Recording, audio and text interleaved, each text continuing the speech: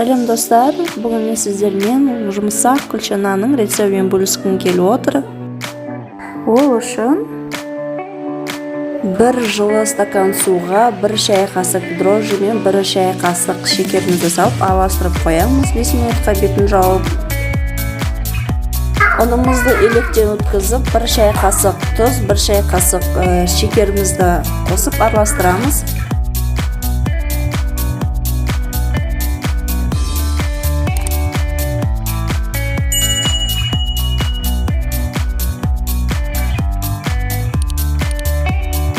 Ұнымызға суымызды қосып, жұмсақ қамыр илейміз.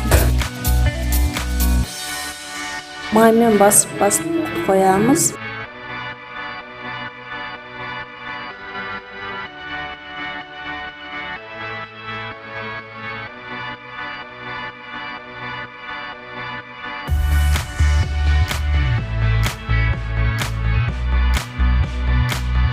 Күлчананға әртүрлі өзіңіздің фантазияңызға байланысты формаларын беруіңізге болады, қолмен басып.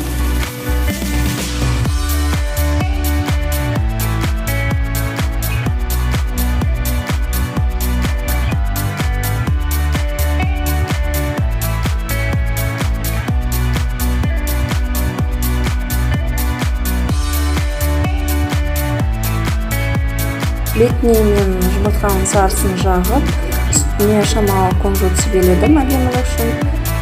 Өте дәмді, иісі деген бүкіл үйдің алады. Домашний, кәдімгі нан сияқты жұмсақ болып піседі. Магазиннен 140 теңгеге нан алғанша осындай үйде күлчананды пісіріп жесеңіздер қандай тамаша. Түрде менің каналыма тіркеліп кетіңіздер, алда жақсы дағда әртүрлі рецепті мен бөлісетін боламын. Келесі видеода кездескенше сау болыңыздар.